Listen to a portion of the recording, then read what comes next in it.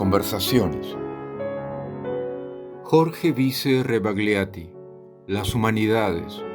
¿Para qué?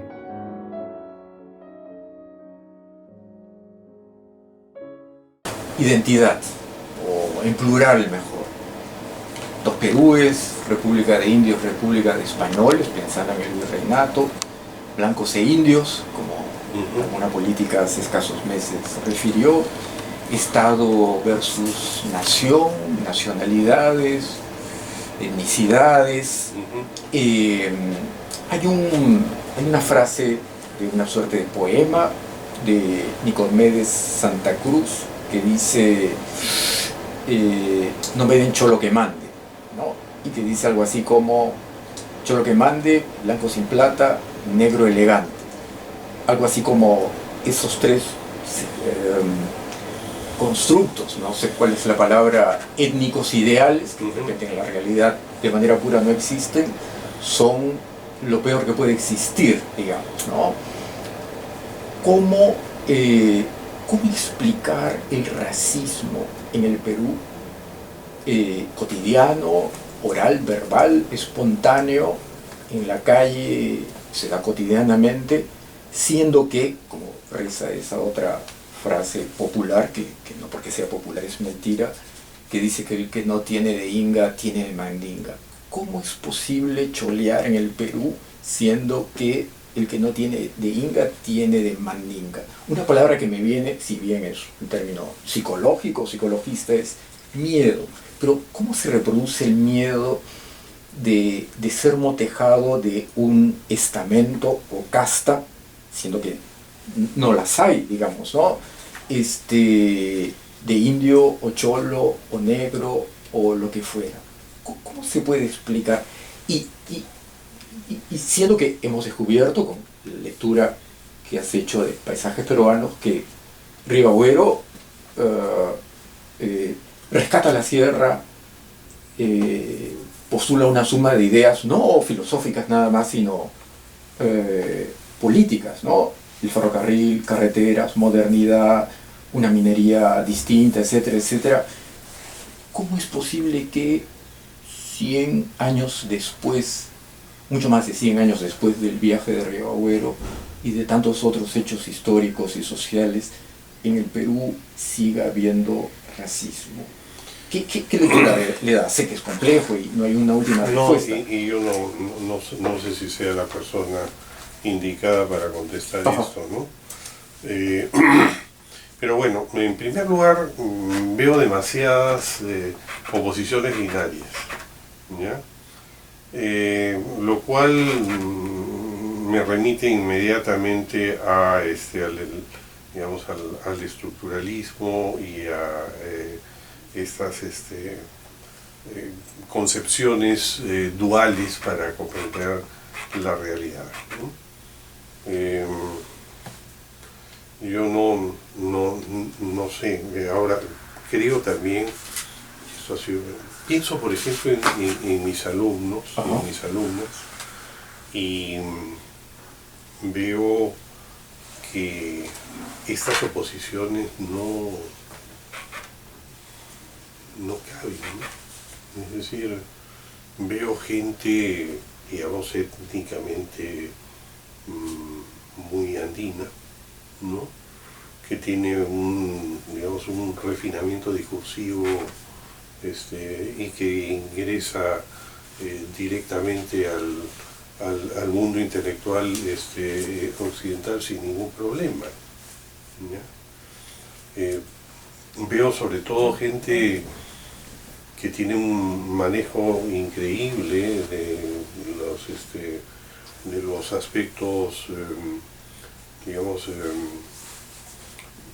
vamos a decirlo así, mecánicos, aunque no lo sean propiamente, del mundo virtual, ¿no?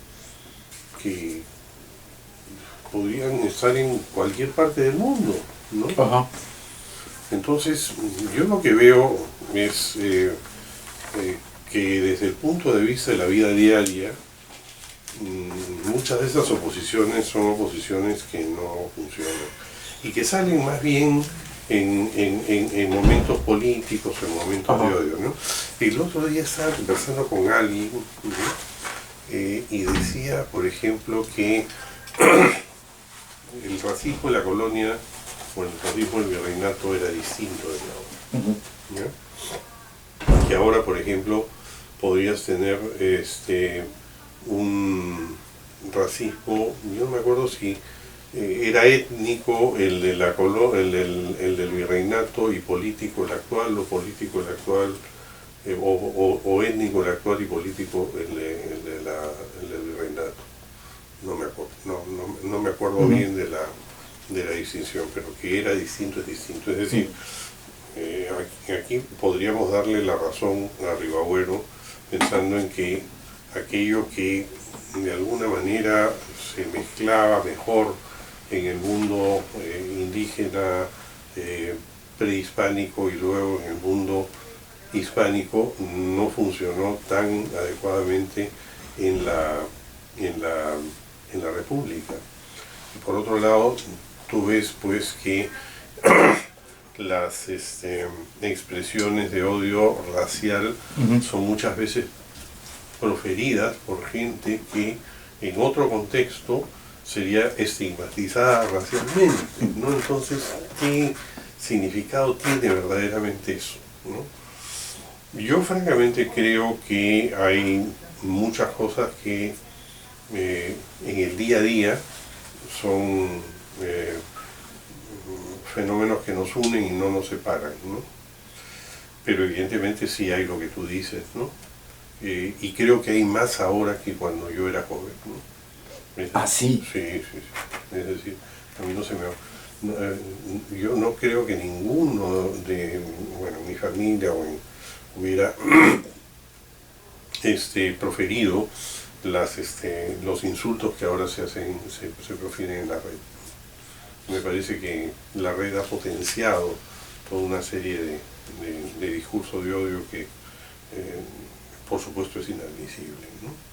Ahora, para lo que tú me decías, ¿no? El tema de las identidades de los peruanos, ¿no? Que es una formulación interesante, ¿no?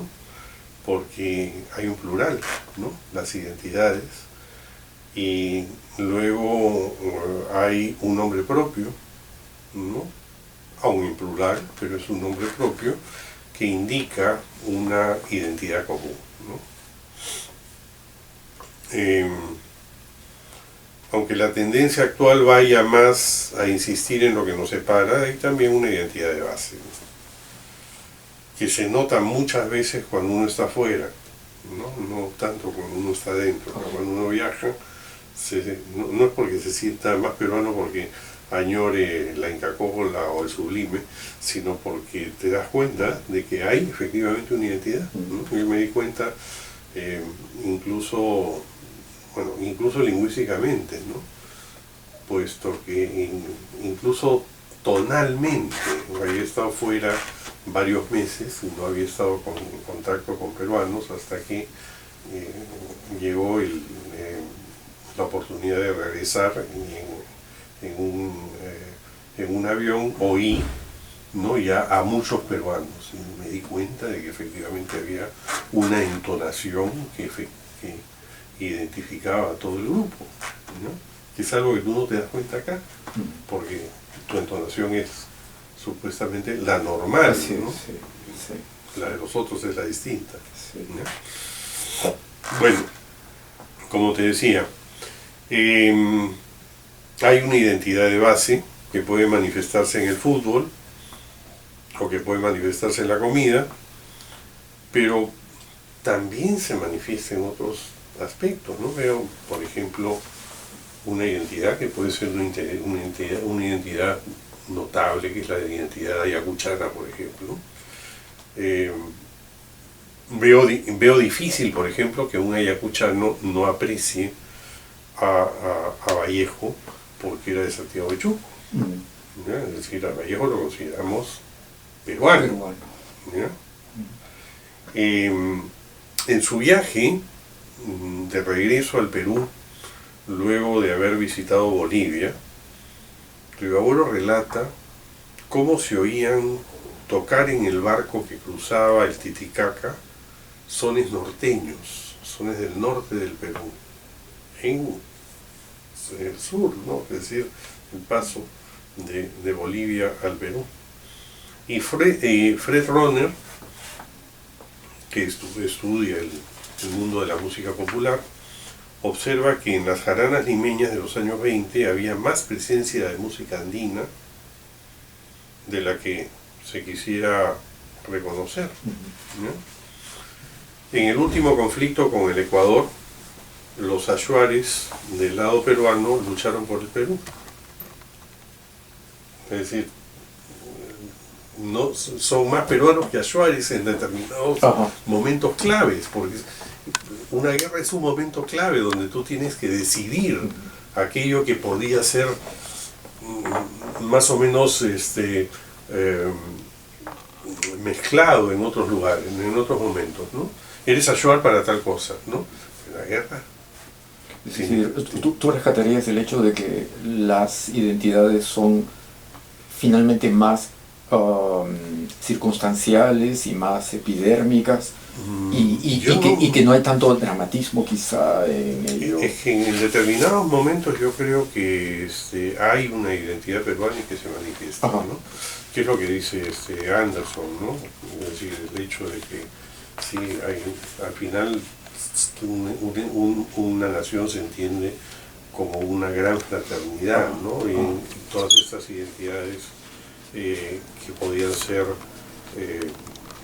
relevantes y aún conflictivas en determinado punto, en momentos claves desaparecen, ¿no? Mejor dicho, más que desaparecen, se ponen en pausa. ¿No? Se ponen en pausa. Sí. Coquín. Ahora, por supuesto, por ejemplo, la desaparición de una lengua es una tragedia absoluta, ¿no? Muere un mundo y, como algunas veces hemos comentado, el bilingüismo debería ser mayor en el Perú.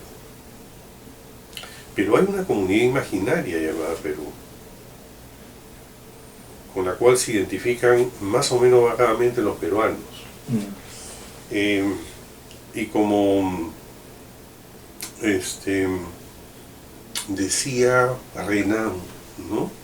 Es una comunidad no solamente de recuerdos, sino también de olvidos. Es decir, él decía, bueno, si los franceses recordaran, por ejemplo, las matanzas que se hicieron en la época de Childerico, ¿ya? Es decir, y las reivindicaran actualmente, no podrían ir adelante, ¿ya? Entonces, yo creo que hay algún matiz que tiene que destacarse en este aspecto. Hay una comunidad imaginaria de recuerdos y olvidos, y yo creo que así como hay que olvidar algunas cosas, hay que recordar otras que no se recuerdan. Carlos Gatti nos dice a sus alumnos, ¿no? Que no podemos insistir en el mismo tipo de héroes en el Perú permanentemente, y que hay héroes que no se han mencionado y que merecen mencionarse. Por ejemplo, Antonio Ruiz de Montoya, sacerdote jesuita, que juntó a los indios guaraníes para crear el embrión de las reducciones las reducciones jesuitas en el Paraguay. Un hombre de una dimensión continental, casi un Moisés, porque estos indios guaraníes eran cazados miserablemente por los bandeirantes brasileños. Entonces, una cosa, un limeño, muere Ruiz de Montoya en Lima, ¿ya? Después de hacer todo este acto magnífico, ¿no? Toda esta acción espectacular, y los indios de Paraguay vienen hasta Lima y recogen su cadáver y se lo llevan. Otro es Bodegui Quadra, ¿no? Bodegui Quadra, el rey español, defiende el Pacífico desde el Callao. Y los rusos iban bajando desde Alaska e iban a ocupar las tierras que actualmente son de Canadá en Vancouver. Y el rey español no se apoya en el Virreinato de México, que no tenía flota en el Pacífico, sino que se apoya en el Virreinato del Perú, que sí tenía flota en el Pacífico. Y los chalacos, ¿no? Liderados por Ruiz de Montoya, van y... de Bodegui Quadra, y paran el avance ruso.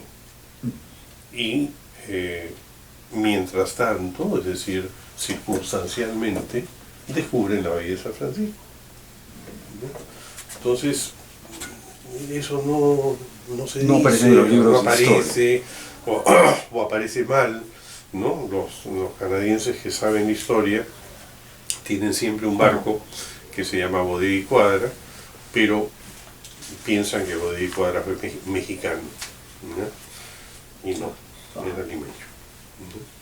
Entonces así. Entonces, bueno,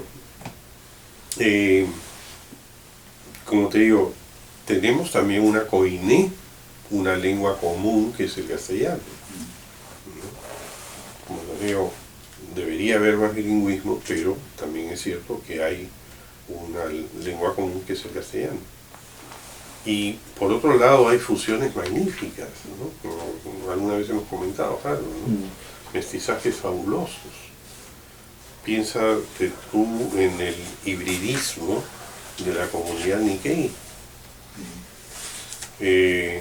Angélica Jarada, la princesita de Yungay, canta magníficos huaynos. José Watanabe y Laredo, ¿no? Es decir, la experiencia de la costa peruana. Y luego Tilsa Tsuchiya y sus conglomerados míticos que son maravillosos, ¿no? Entonces, hay mucho que apreciar en estos hibridismos, ¿no? Hay una especie de tono fundamental, pero hay también manifestaciones de mucho tipo, ¿no?